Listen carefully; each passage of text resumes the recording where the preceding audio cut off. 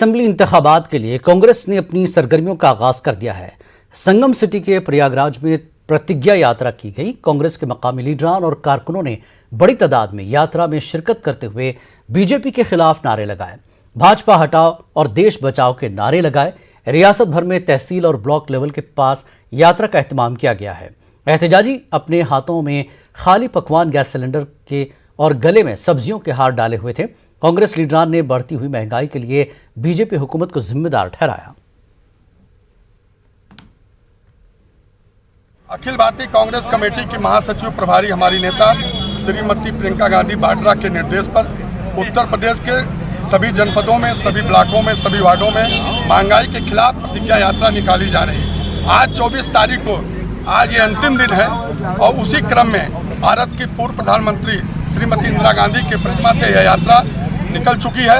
अब ये शहर के विभिन्न वार्डों में होते हुए कर्मचारियों के बीच में जाकर महंगाई के बारे में अवगत कराएंगे। जिस तरह पूरे देश में महंगाई चरम सीमा पर है, हम हिंदुस्तान की सरकार नरेंद्र मोदी से इस्तीफा मांगते हैं और उत्तर प्रदेश के मुख्यमंत्री योगी आदित्यनाथ से, क्योंकि महंगाई के सवाल पर भारतीय जनता पार्टी की सरकार पूरी तरह से फेल साबित हो गई। देखिए, मोदी जी का खेल और महंगी सब्जी, महंगा तेल, पेट्रोल 100 का आंकड़ा पार कर चुका है। सरसों का तेल अपनी सारी सीमाएं महंगाई की वजह से लांघ चुका है। सब्जियों के दाम आसमान छू रहे हैं। उत्तर प्रदेश की योगी सरकार और केंद्र की मोदी सरकार महंगाई पर अंकुश लगा पाने में नाकाम साबित हुई। इसलिए उत्तर प्रदेश के अंदर चुनावी बयार में जिस तरीके से आम आदमी के सामने महंगाई सबसे बड़ा पहाड़ बनकर के खड़ा है, उसी के विरोध में कांग्रेस के कार्यकर्ता आज पदयात्रा निकाल रहे हैं और हम लोग सब्जियों की माला पहन करके उत्तर प्रदेश की सरकार को जगाने का प्रयास कर रहे हैं। दिल्ली के वजीर आला अरविंद केजरीवाल ने कहा कि तीर्थ यात्रा योजना में अयोध्या को भी शामिल किया गया है। 3 दिसंबर को अयोध्या के लिए पहली ट्रेन जाएगी, जिसमें बुजुर्ग यात्रियों को मुफ्त अयोध्या ले जाया जाएगा। बुजुर्ग यात्रियों के साथ एक और फर्द को भी मुफ्त सफर की सहूलत रहेगी।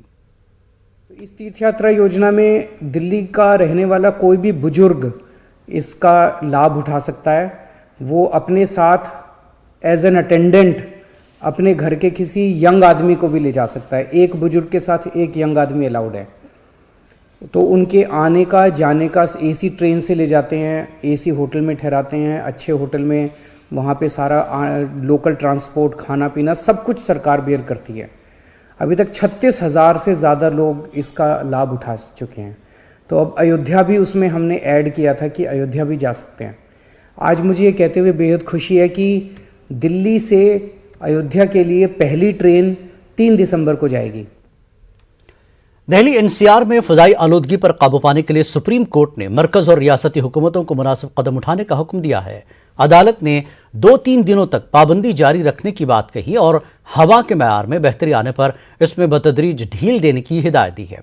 अदालत ने पंजाब, हरियाणा और उत्तर प्रदेश हुकूमतों से पूछा कि पराली के मसले से निपटने के लिए क्या इकदाम किए गए, इन रियासतों से कितनी पराली हटाएगी और पराली जलाए जाने के नतीजे में पैदा होने वाले धुएं को कंट्रोल करने के लिए क्या तरीक़ेकार वज़ा किए गए। पराली के मामले में अदालत ने अफसर शाहों को फिर आड़े हाथों लिया। अदालत ने कहा कि अफसर शाह क्या कर रहे हैं, वो खेतों में क्यों नहीं जाते, किसानों और साइंसदानों को साथ लें और फैसला करें। अदालत ने कहा कि पराली जलाने का इंतजाम आपको करना होगा, वरना ये बड़ा मसला बन जाएगा। सुप्रीम कोर्ट ने अलग अलग मौसमों में आलूदगी की औसत सतह मुकर्रर करने के लिए गुज़श्ता 5 बरसों के आदद शुमार की बुनियाद पर साइंटिफिक मॉडल बनाने की बात कही, ताकि सूरत हाल खराब होने से काबिल रोकथाम की तदबीर की जा सके। अदालत ने फरीकैन से दरियाफ्त किया कि आप वक्त रहते कार्रवाई क्यों नहीं करते, दिल्ली हर बार ये मुसीबत क्यों झेले। लेकिन पराली को लेकर एक और याचिका सुप्रीम कोर्ट में दाखिल की गई है, जिस पर सुप्रीम कोर्ट 29 तारीख को सुनवाई करेगा। चरणजीत सिंह साहब हैं जिन्होंने एक अर्जी दाखिल की है। पराली को लेकर एक नई अर्जी आपने दाखिल की है, वो क्या है? Charanpal Singh Bagdi. First of all, जो मेरी पिटिशन पहले भी हाई कोर्ट से ट्रांसफर होकर सुप्रीम कोर्ट आ रखी है, उसमें सारा सोल्यूशन जो है वो प्रोवाइड किया गया है। अभी तक जो गवर्नमेंट कर रही है वो ग्राउंड रियलिटी से कतई दूर है, इसीलिए तो इसका सोल्यूशन नहीं हो रहा स्टबल का।